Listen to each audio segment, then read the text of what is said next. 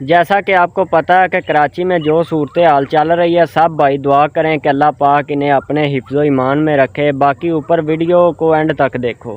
Cyclone کا روپ دھار لیا، اب یہ ایک خطرناک سائیکلون بن چکا ہے اور مسلسل شمال کی طرف جا رہا ہے، یعنی کہ اگر اس کا رخ نہ بدلا تو انڈیا اور پاکستان کے ساحلی علاقے اس سے متاثر ہو سکتے ہیں۔ محکمہ موسمیات کے مطابق وائپر جوئے سائیکلون کی موجودہ صورتحال یہ ہے کہ اس کے گرد ہوا کی رفتار 195 کلومیٹر فی گھنٹہ تک پہنچ گئی ہے اور اس کے گرد 40 سے 50 فٹ اونچی لہریں اٹھ رہی ہیں۔ ایسی صورتحال اکثر سمندروں میں ہوتی رہتی ہے، یعنی اکثر سمندروں میں سائیکلونز بنتے رہتے ہیں، لیکن اکثر ایسا ہوتا ہے کہ ان سائیکلونز کا رخ بدل جاتا ہے یا ان کی شدت کم ہو جاتی ہے۔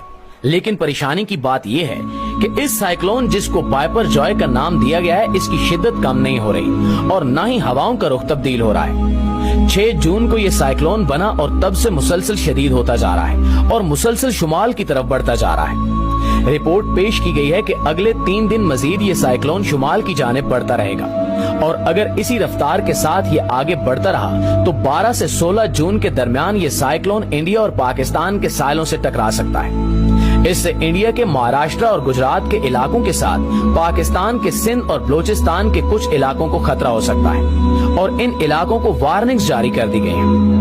ناظرین گرامی، کراچی کے ساحل پر پابندیاں لگا دی گئی ہیں، شہریوں کو ساحل پر جانے سے منع کر دیا گیا ہے اور ماہی گیروں کو بھی کھلے سمندر میں نہ جانے کی تنبیہ کی گئی ہے۔ جب تک سائیکلون کے آثار ختم نہیں ہو جاتے یہ پابندیاں لگی رہیں گی۔ یہ سائیکلون فی الحال بحیرہ عرب میں ہے جہاں 50 فٹ تک لہریں بلند ہو رہی ہیں۔ اگر یہ سائیکلون کراچی تک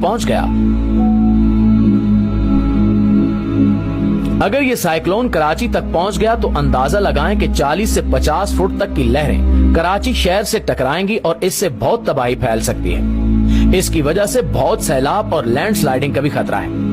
اس کے علاوہ ایک بات یہ ہے کہ کراچی سطح سمندر سے نیچے واقع ہے، جس کی وجہ سے اگر پانی شہر میں داخل ہوا تو بہت نقصان ہوگا۔ اس صورتحال میں اللہ نے اس شہر کو اب تک بچایا ہوا ہے۔ اس پر مزید ایک مسئلہ یہ ہے کہ کراچی میں بہت غیر منظم طریقے سے عمارتیں تعمیر کی گئی ہیں۔ جو منصوبہ بنایا گیا تھا جس کے تحت عمارتیں تعمیر ہونی چاہیے تھیں، اس پر بالکل بھی عمل نہیں کیا گیا اور نکاسی کے نظام کے لیے جو جگہ رکھی گئی تھی اس پر بھی عمارتیں بنا دی گئی ہیں۔ اس طرح پانی کی نکاسی کا صحیح انتظام بھی نہ ہو سکا، نالیوں کے اوپر گھر بنا دیے گئے اور آج کراچی میں عمارتوں کی صورتحال یہ ہے کہ 2 عمارتوں میں اتنا ہی فاصلہ ہے کہ ایک عمارت کی کھڑکی سے کھڑے ہو کر دوسری عمارت میں جھانکا جا سکتا ہے۔ اگر تیز بارش ہی ہو جائے تو پانی سڑکوں پر کھڑا رہتا ہے اور اس کا انتظام کرنا بھی مشکل ہو جاتا ہے۔ اس طرح زیادہ بارش بھی مسئلہ بن جاتی ہے۔ اس صورتحال میں اگر اس شدت کا سائیکلون کراچی سے ٹکراتا ہے تو یقیناً بہت تباہی ہوگی، جس کی وجہ سے پاکستان کے دوسرے شہر بھی متاثر ہو سکتے ہیں۔ سن 2000 کے قریب ایک شخص نے کہا تھا کہ کراچی شہر 2040 اور 2050 کے درمیان مکمل طور پر ختم ہو جائے گا۔ اب تک اس شہر کو بہت نقصان پہنچایا جا چکا ہے۔